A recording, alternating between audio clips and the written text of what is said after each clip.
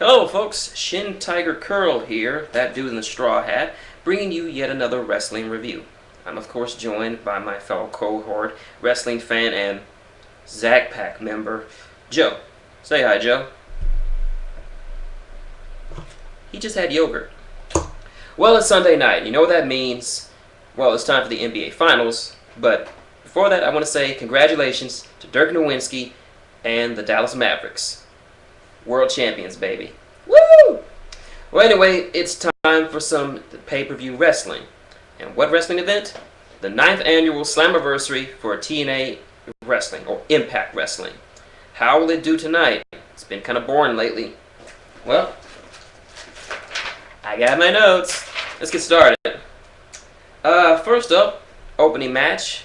It's the British Invasion, the recently reunited British Invasion, versus Gun Money. The impromptu combination of Alex Shelley and James Storm. Bobby Roode is still out with an injury. Will be defending for the World Heavyweight titles. Now, I have to say, this was a pretty good match. Very well done. The British Invasion have not lost a step since their separation, and there was some kind of internal tension with Gun Money, seeing as how even though they're both one half of two of the greatest tag teams in TNA history, they had a few miscommunications, and that really brought a lot of stress and drama to it. It seemed at first that the Brits were going to take this because of a few miscommunications between Shelley and Storm. Even Bobby Roode, who was doing commentary, was feeling it. I mean, he was like, "Oh my God, I'm going to lose my title, not even in the match." But thankfully, thanks to some miscommunication from the British Invasion, that Gun Money retains. Good over. Next, we get a Scott Steiner promo. Basically, it's Scott being Scott. Next matchup, Scott Steiner versus the Blueprint, Matt Morgan.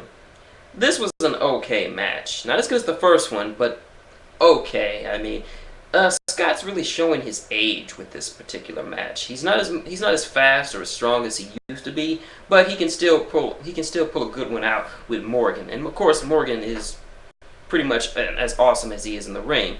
There's a lot of suplexes, a lot of high power moves, but in the end, it was a carbon footprint that earned Matt Morgan the victory.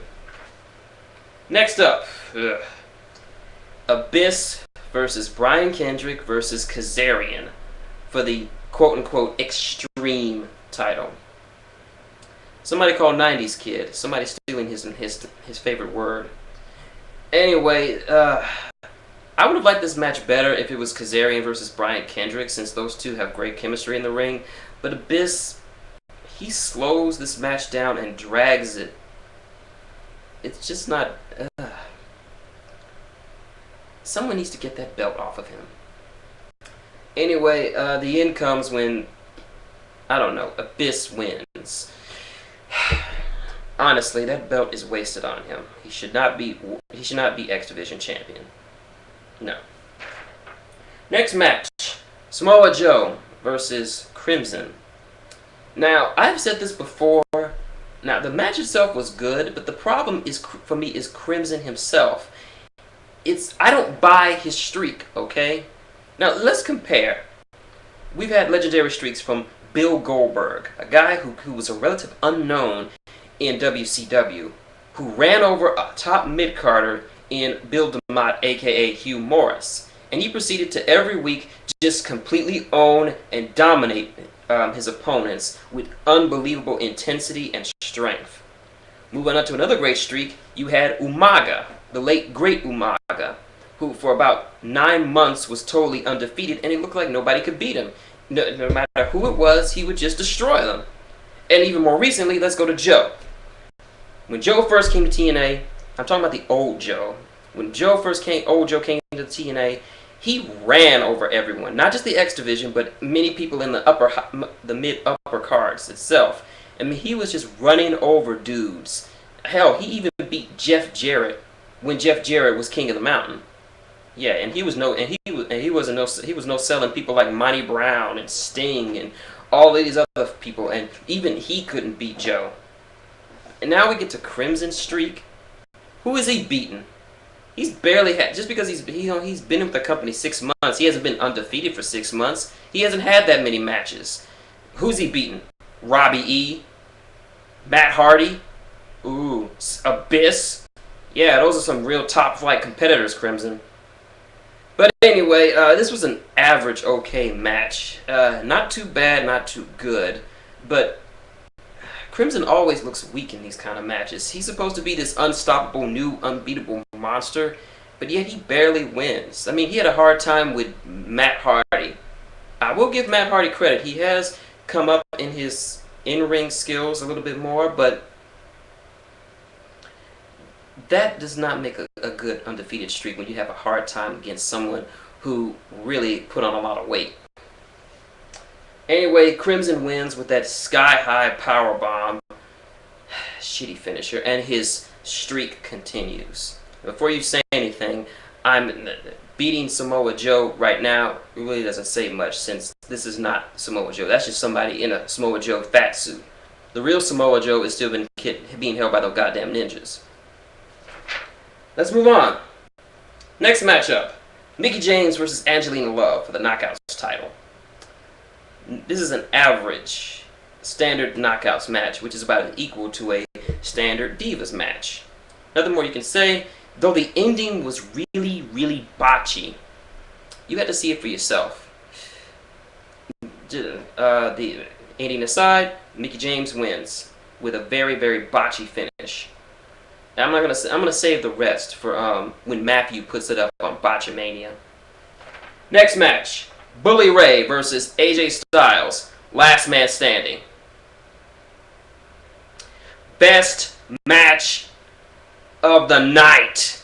Maybe match of the year candidate right here. I mean, this was an epic, epic match.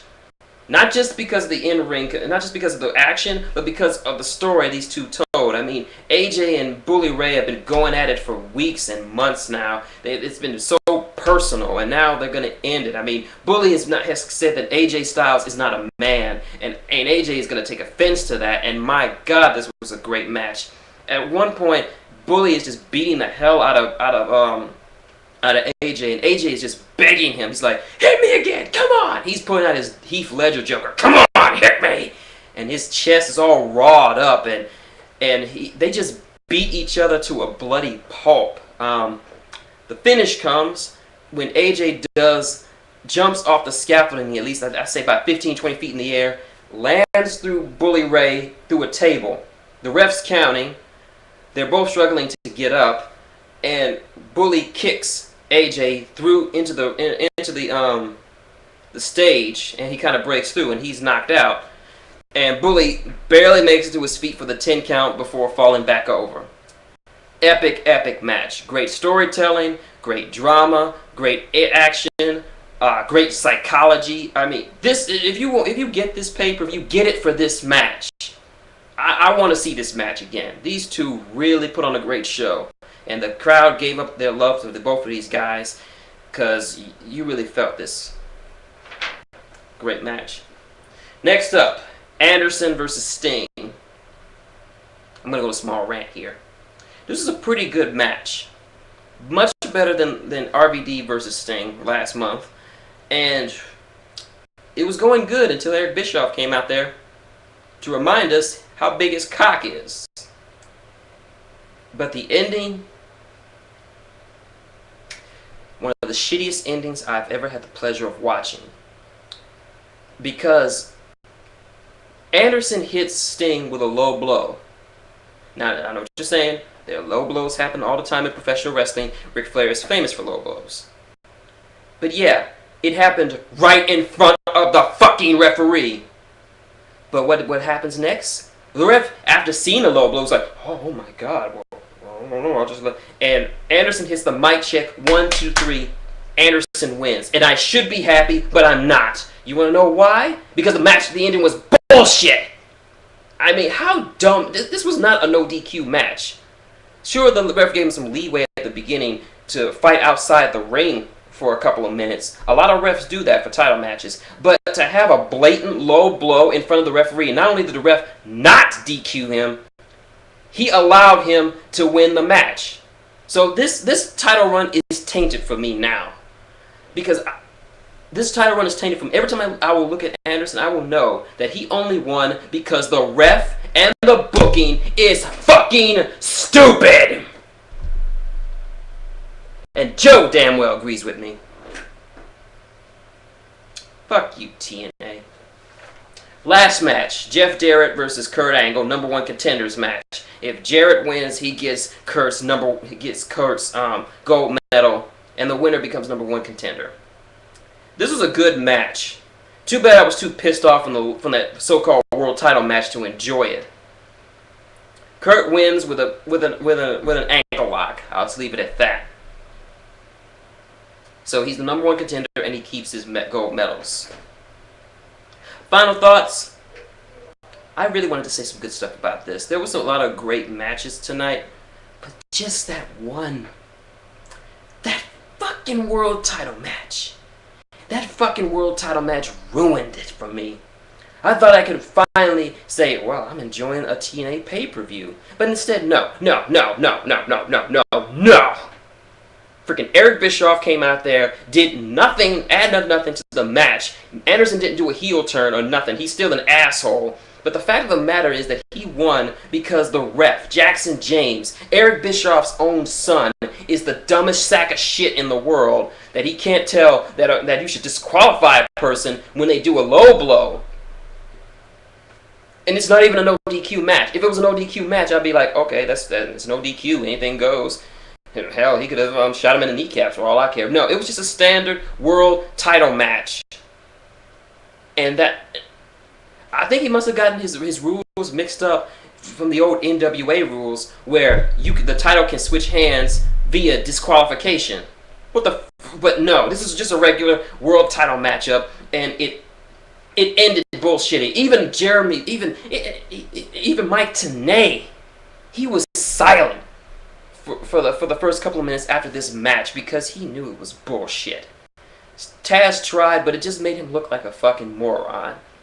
I mean, now I know what someone said to me on the forums. I'm not gonna say names, but he said, "Well, Ric Flair and other people do it, and the ref does it, and the ref sees it." When the ref sees a low blow, that person who did the low blow gets disqualified. He doesn't win the title.